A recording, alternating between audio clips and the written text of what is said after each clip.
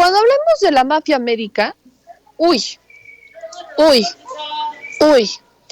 El último tema que se denunció hoy en la mañanera corrió a cargo de Pamela Ceballos, si no estoy mal así es su nombre, ahorita se lo voy a leer bien por acá, porque Pamela Ceballos efectivamente del Defensor de la Verdad. Ellos también tienen un canal que se llama El Defensor Sin Censura, no lo vaya a confundir, no lo vaya a comparar, no tenemos, creo que Toñito justamente estaba también haciendo alusión a eso, no tenemos nada que ver, eso se lo quiero dejar claro, pero quiero especificarle algunas cosas que quizás para algunos medios o personas sean nuevas y para muchos no lo son. Y es el tema del robo de medicamentos, cómo han utilizado al sector público para negocios privados. Si somos muy claros, desde que llegó Vicente Fox, se ha privatizado el sector público. ¿Cómo empezamos, por ejemplo, con Birmex? Rescato esta frase del doctor Frisby, con el que platicábamos ayer al Chile, y justamente nos decía eso. En México, si México, por ejemplo, hoy todavía no tiene la vacuna patria, si México hoy, por ejemplo, no está vacunando a los niños tanto les preocupa, es porque dependemos de extranjeros y privados. No tenemos Birmex, porque desde que llegó Vicente Fox se desmanteló Birmex. Entonces, al desmantelar Birmex, nos quedamos indefensos, nos quedamos sin opciones, sin manos, para el tema, por ejemplo, de vacunas, por mencionarle solo uno.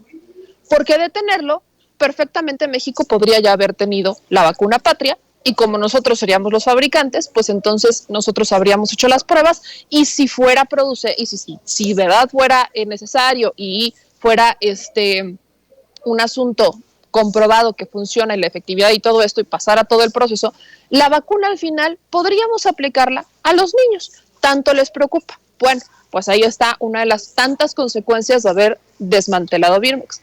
Pero eso no es solo el tema, sino que el sector público, el sector de salud.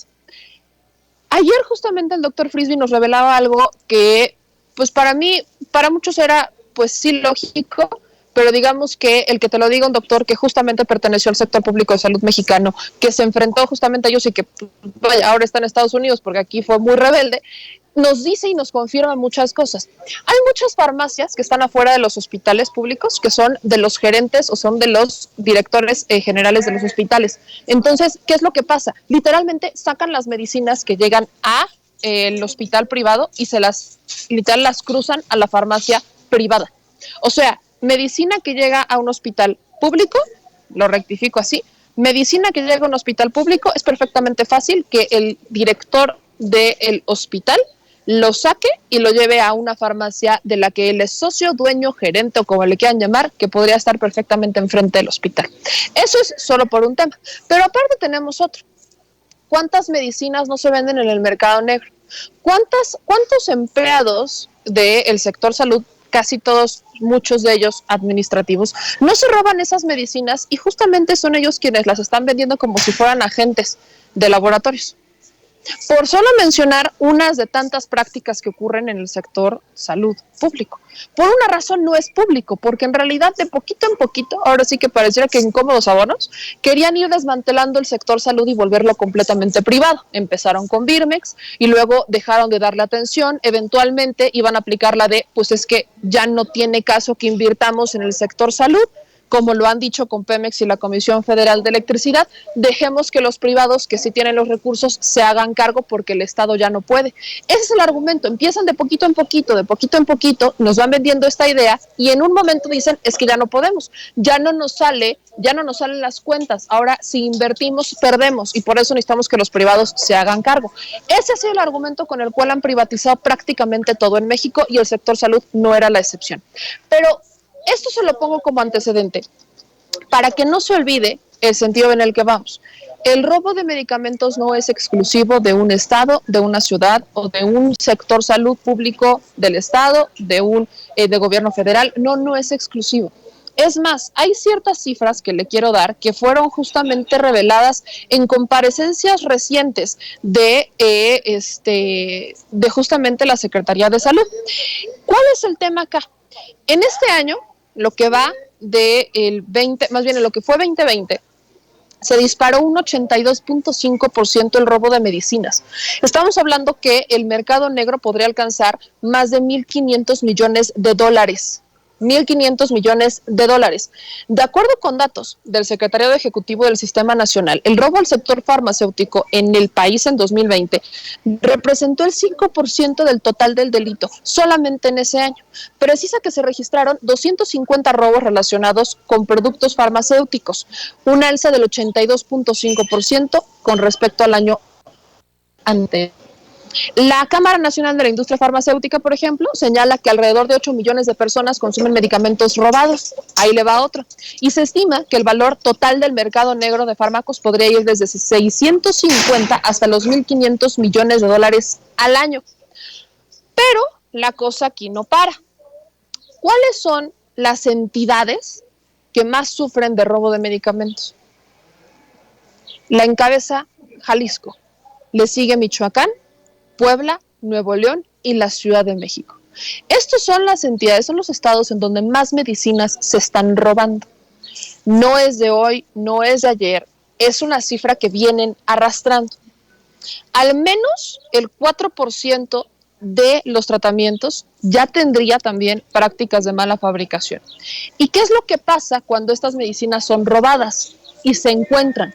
No pueden utilizarse, porque no sabemos si fueron alteradas, no sabemos el estado en el que están. Entonces, aunque vinieran selladas, no se pueden utilizar. Y por aquí se las roban, y por aquí, aunque aparezcan, como fue el caso de las medicinas del año pasado, simple y sencillamente es perdido.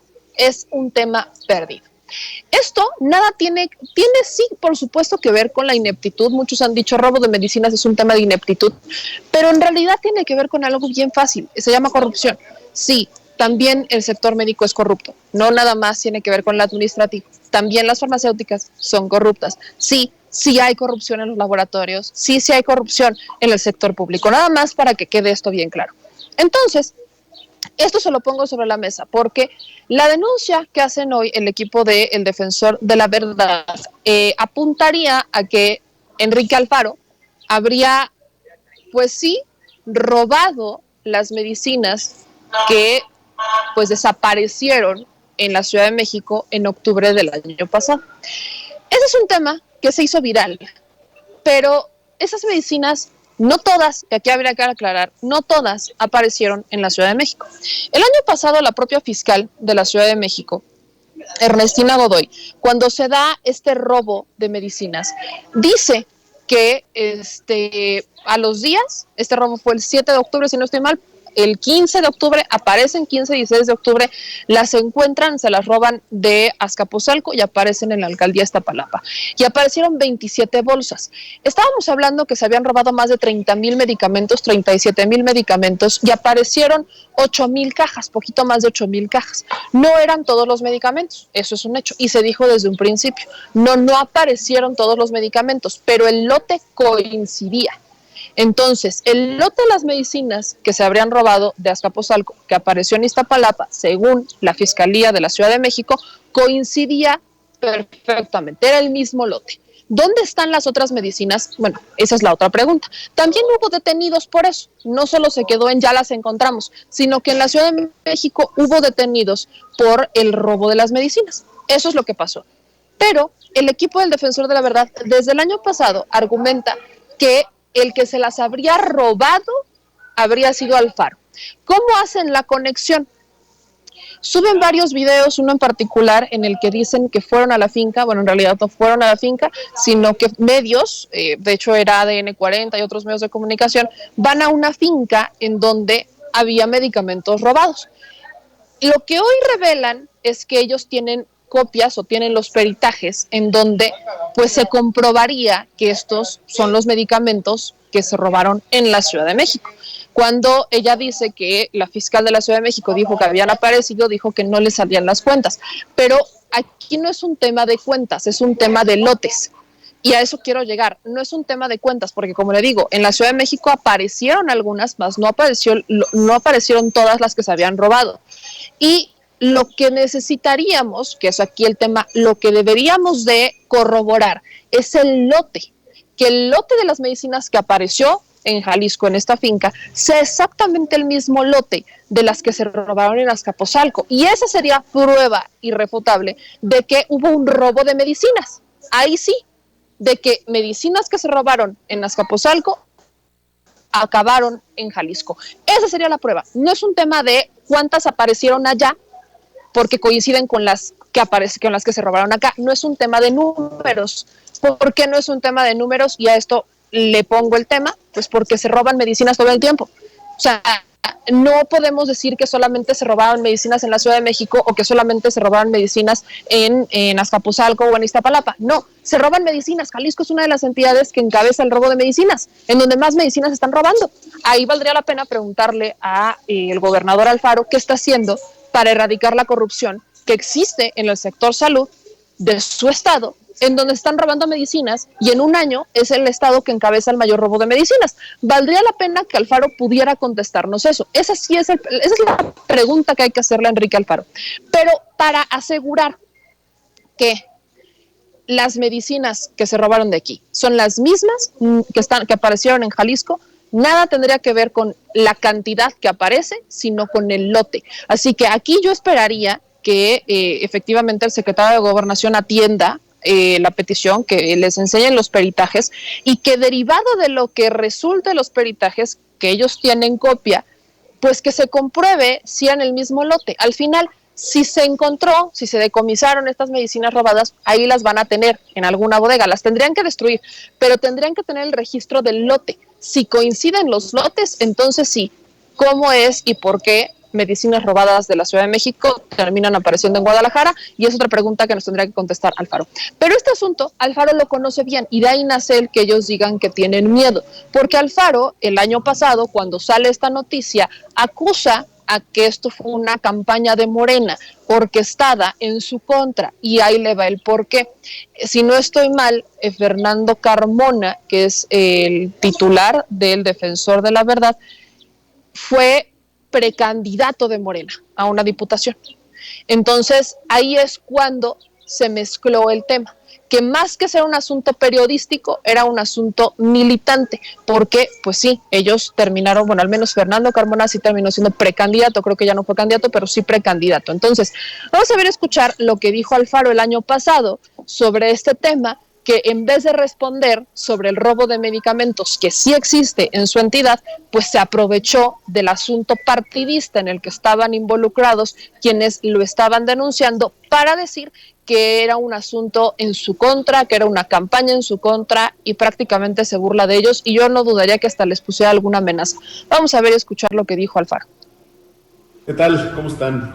La verdad, aquí, como siempre, con muchísimo trabajo, pero me hice un espacio de un par de minutos para nada más platicarles rápido sobre algo que está pasando ya con la proximidad del periodo electoral en las redes sociales y particularmente en las plataformas digitales que Morena y los operadores de la 4T están financiando con millones y millones de pesos con varios propósitos. Uno de ellos, por supuesto, estar atacando a un servidor y a mi gobierno.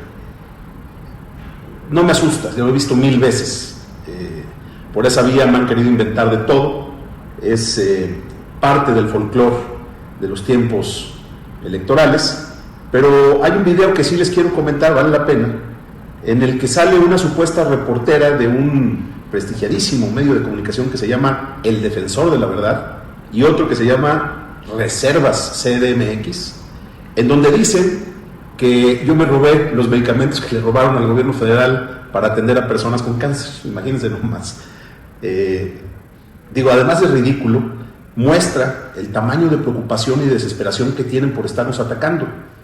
Qué terrible además que usen un tema tan sensible como el asunto de los medicamentos para los niños con cáncer, que por cierto es precisamente el gobierno federal el que dejó de suministrar esos medicamentos, y es precisamente el gobierno de nuestro estado el que tuvo que poner millones de pesos para apoyar a las organizaciones a que compraran estos medicamentos.